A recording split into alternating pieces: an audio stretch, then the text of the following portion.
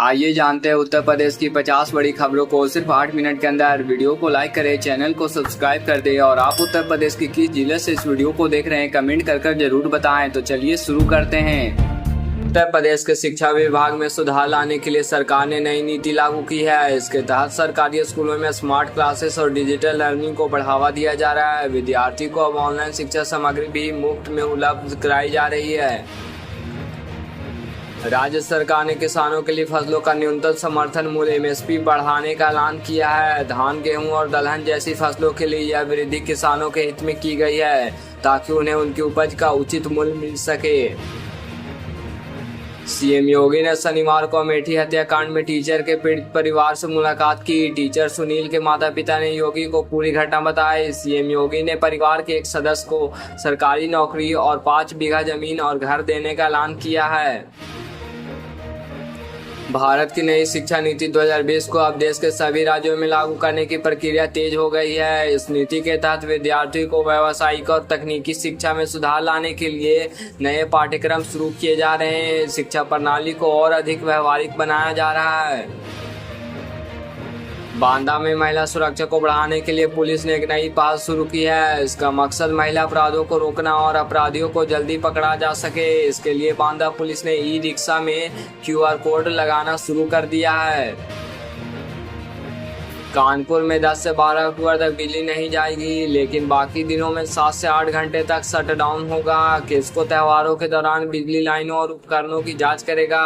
यह फैसला UP power corporation limited के निर्देश पर अनुरक्षण माह के तहत लिया गया है। यमुना एक्सप्रेसवे पर टोल दरों में वृद्धि की गई है। अब छोटे वाहनों के लिए टोल दरों में 5% और बड़े वाहनों के लिए 10% तक की वृद्धि की गई है। यह वृद्धि एक्सप्रेसवे के रखरखाव और विकास कार्यों के लिए की गई है। राज्य सरकार ने स्वास्थ्य सेवाओं में सुधार लाने के लिए नई योजना शुरू की है। सरकारी अस्पतालों में मुफ्त जांच और दवाइयों की उपलब्धता बढ़ाई जा रही है। ग्रामीण इलाकों में स्वास्थ्य सेवाओं को और सुदृढ़ बनाने पर जोर दिया जा रहा है। केंद्र सरकार ने गुड्स एवं सर्विसेज टैक्स जीएसटी में सुधार करते हुए कुछ आवश्यक वस्तुओं पर टैक्स दरों में कटौती की है। यह कदम आम जनता को महंगाई से राहत देने के लिए उठाया गया है। दवाइयों और कुछ आवश्यक वस्तुओं पर टैक्स दरों में छूट दी गई है।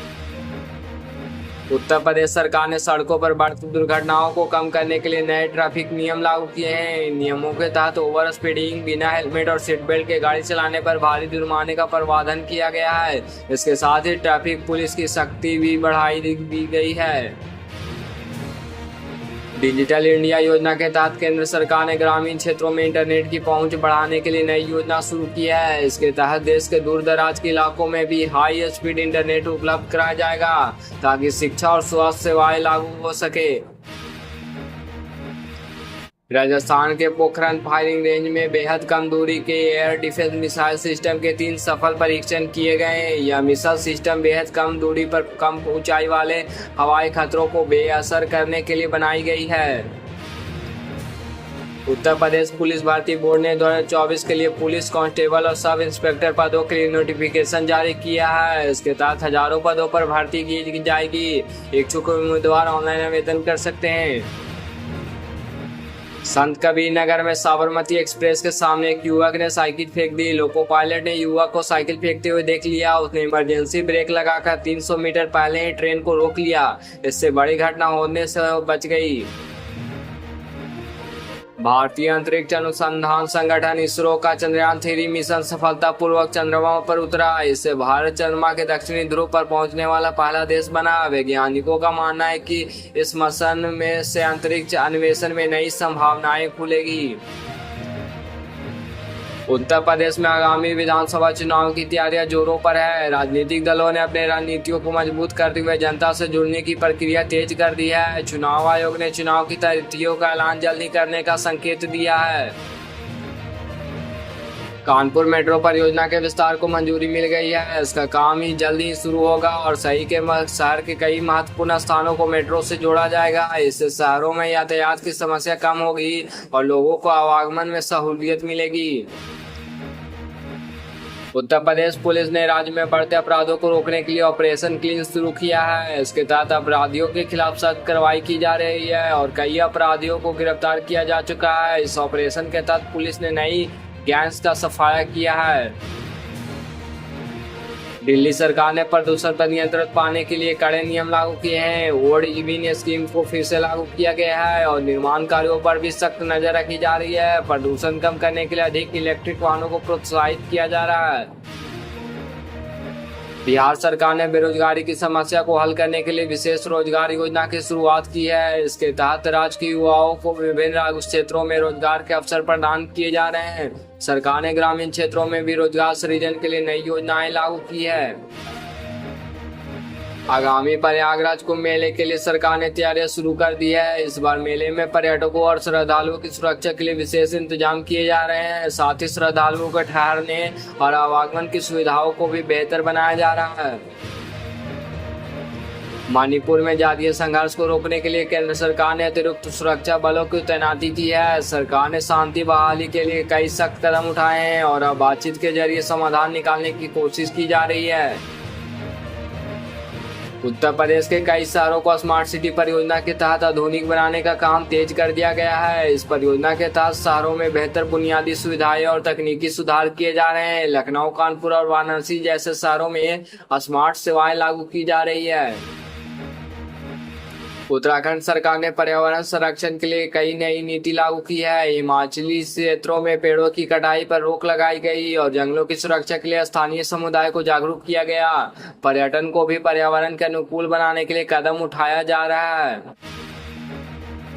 तमिलनाडु के कई हिस्से में जल संकट गंभीर रूप से बढ़ रहा है। राज्य सरकार ने जल संरक्षण और नए जल स्रोतों की खोज के लिए आपातकालीन योजना शुरू की है। इसके तहत जलाशयों की सफाई और बारिश के पानी का संग्रहण बढ़ने के उपाय किए जा रहे हैं।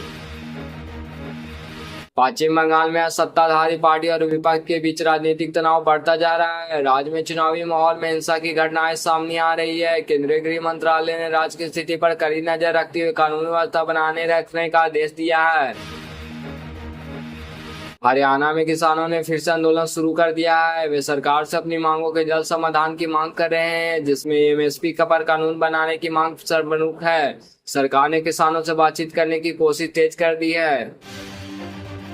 हरियाणा में विधानसभा की 90 सीटों पर वोटिंग जारी है। चुनाव आयोग के 3 बजे तक जारी आंकड़ों के मुताबिक 49.13% मतदान हुआ। सबसे ज्यादा वोटिंग 56.79% यमुनानगर, इसके बाद नूह में 56.59% और पलवल में 56.02% वोटिंग हुई। कर्नाटक में आरक्षण नीति को लेकर विवाद बढ़ता जा रहा है। राज्य सरकार ने कुछ नई जातियों को आरक्षण में शामिल करने की बात कही, लेकिन इसका विरोध हो रहा है। सरकार ने इसके समाधान के लिए एक विशेष समिति गठन की है। तेलंगाना में भारी बारिश के बाढ़ से कई जिले प्रभावित हो गए हैं। सरकार ने बाढ़ राहत कार्यों के लिए विशेष टीमें तैनात की है और प्रभावित क्षेत्रों में आपातकालीन सेवाएं शुरू कर दी गई है। बाढ़ पीड़ितों के लिए आश्रय और भोजन की व्यवस्था की जा रही है।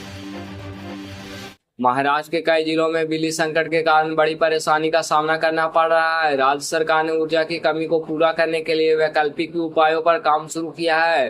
किसानों और उद्योगपतियों को बिजली कटौती से भारी नुकसान हो रहा है।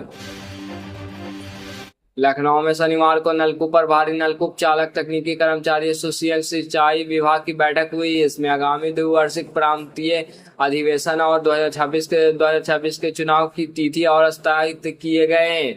यह अधिवेशन 7 अक्टूबर 2024 को चौधरी चरण सिंह में होगा। बरेली में ठगी पीड़ित जमाकर्ता परिवार के बैनर तले आज बड़ी संख्या में लोगों ने भारतीय जनता पार्टी भाजपा की सदस्यता ग्रहण की। दरअसल आज ठगी पीड़ित जमाकर्ता परिवार से जुड़े तमाम लोग अपने सांसद छत्रपाल गंगवार से न्याय उम्मीद लेकर पहुंचे थे।